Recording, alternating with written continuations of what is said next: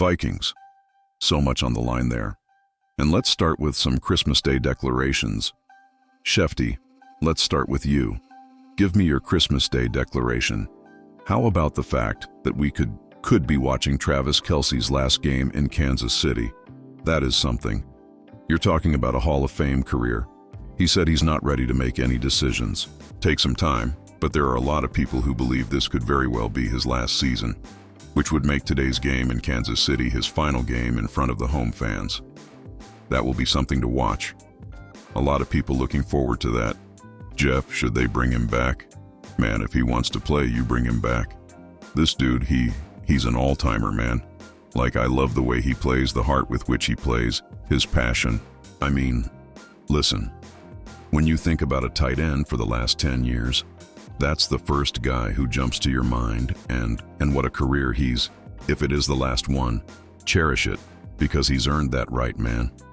What an absolute stud. What do you think, Mike? Not to play Grinch.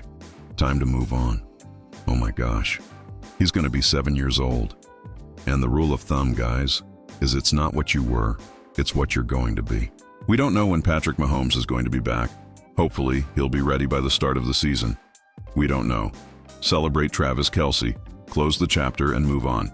Fresh start next year. Merry Christmas, Kelce. There you go. Exactly. Mike, he's getting invited to the party. Absolutely not. Give me your declaration, Jay. Oh, listen. The play calling for the Detroit Lions. And I don't know if it's Morton, Campbell, whatever's going on there. They got to figure this out, y'all. Like, this used to be the most physical team in the NFL. Their offensive line hasn't played great this year. Their running game hasn't been the same. If you shut down Gibbs right now, it feels like you're shutting down the Lions, which has been I thought this Team W was loaded to bear, and they just haven't hit the mark this year. Really getting shown in against that Pittsburgh team. Just been disappointing. And I love Dan Campbell. I know they'll figure it out, but they got to figure it out. Mike, do you think they'll be eliminated by the Vikings tonight? I don't.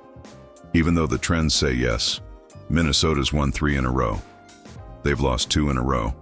I just can't imagine the Detroit Lions are going to be eliminated by Max Bros. But when you look at the Vikings, it's unbelievable the injuries they're dealing with. Christian Darrisaw, Ryan Kelly, TJ Howinson, Jonathan Grard, on and on and on. So, this is not, the full Minnesota Vikings we're used to seeing. So, I just think Detroit is too talented, too prideful. I think they win. Okay, so, give me your declaration. Rex Ryan, next year you're going to be the defensive coordinator of the Dallas Cowboys. I love it. Bring it, guys. I am an expert in the magic of Brian Schottenheimer and Rex Ryan working together. You know that team, really. You guys work together well. And look, Matt Eberflus, it's probably time. It's going to end there. And look, you have a great offense. You got to fix the defense. Is there a better person on the planet that could bring in Rex's resume, his stature, bravado, and make this team a contender when you have Rex and Shotty back together? I love every minute of it, Adam.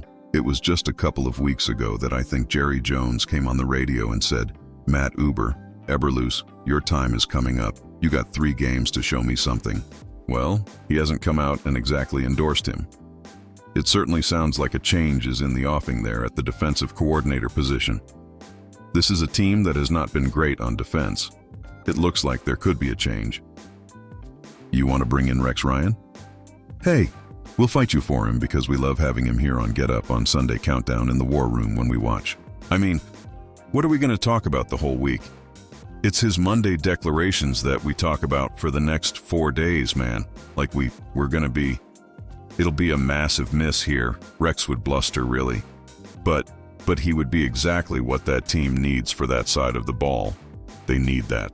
They need that. You know what? I love the way we've started off. Let's go to the NBA side.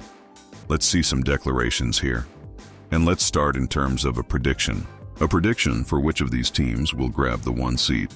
Not to win the NFC, but who do you think, Jack? We'll start with you. Is going to come away with the 1 seed when it's all said and done in a couple weeks. I'm going with the Seahawks. I think them pulling that win out against the Rams was huge for now finishing out this season. And I look at Sam Darnold. And yes, throughout the majority of that game, it wasn't great, but his ability late in that game to make the plays to get them over the hump. I feel like the Seahawks right now are in the driver's seat, and they end up with the number 1 seed to finish out. I agree. I think, they have control of it, as do the 49ers, strangely enough. But I like that Seattle defense. I think of the teams we're talking about, that Seattle defense is the one unit that is playing the absolute best and can stifle people. If they can get any kind of run game together at all, they become dangerous. No concerns over Sam Darnold. I said it this morning. The 49ers to me are ascending at the right time. I do question the run game in Seattle, and I question when the pressure really hits Sam Darnold, what that looks like. So if I had to put that early this morning. I probably second cup of coffee. It's all good. We go Ners.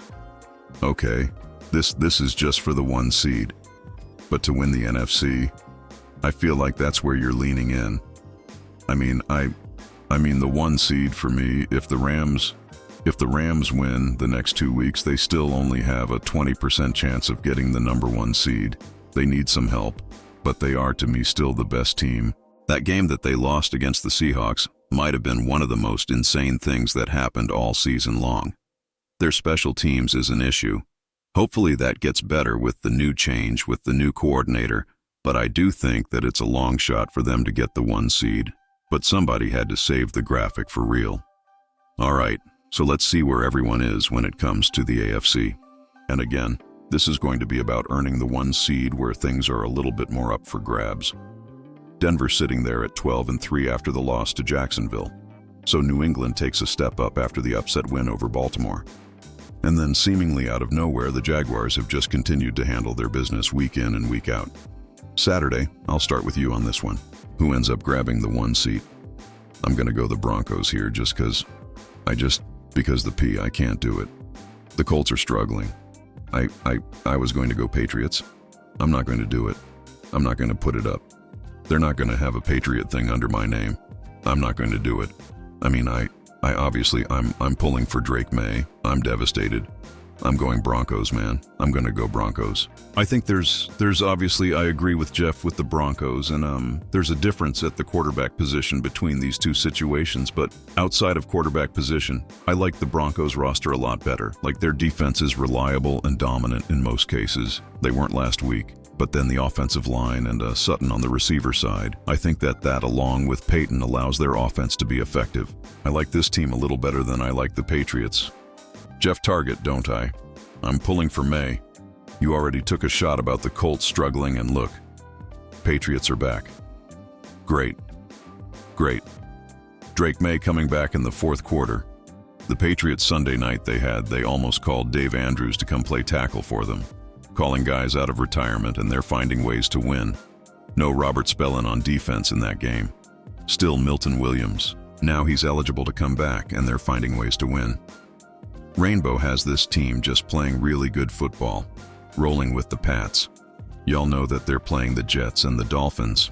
2 weeks like I don't think they're going to lose, which means this is down to Broncos or Patriots. And the Broncos should be fine Thursday against the decaying carcass of the Kansas City Chiefs. Oh, but they have a tough one against the Chargers in Week 18. So I think of all the 4 games involving these two teams, the most likely to end up a loss would be Denver in Week 18 to the Chargers. So I'm going Patriots. Marcus. Yeah, that the Patriots in this situ, I think they probably have a better shot. But I trust the team that has been there last year. Like their team was the Broncos are building something. I think this is early for the Patriots. Like, this is their first year. We saw how they bounced back from that kind of collapse against the Bills. They bounced back last week to have an incredible comeback. So I think this team is mentally tough. Of course, they're a fragile team. They're only going to get better. But I have a little bit more faith and trust in Peyton and his Broncos. AFC playoff picture. Jeff, if the Pats get the number 1 seed, can we get that graphic for the team most likely to win the AFC? You could ask him which team plays in New England and he would pick anyone but the first take.